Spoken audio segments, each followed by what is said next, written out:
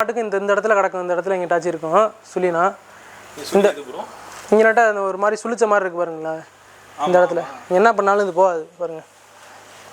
இந்த பூரா சுழின்னு சொல்லுவாங்க. பூரா மாதிரி இந்த இப்படி ஓட்டின மாதிரி இருக்க பூரா மாதிரி பட் கிராஸில் இது பூரா சுழின்னு சொல்லுவாங்க. பூரா சுழியில் ஏறு பூரா இறங்கு பூரா இருக்குது. இது பூரா சுழி மாடுங்க. இது பூரா சுழி மாடு சுழி மாடுக ஒரு சில பேர் பார்த்து தான் எடுப்பாங்க.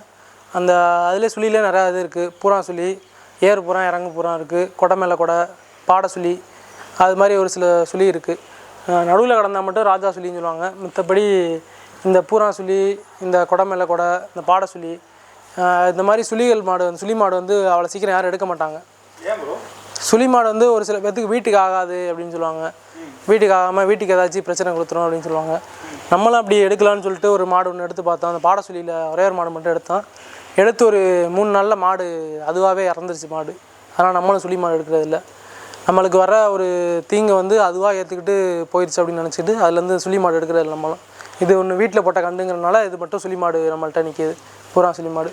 பூரா சுழி நார்மலாக தான் இருக்கும். யார் வேணால் பூரா சுழிலாம் எடுப்பாங்க.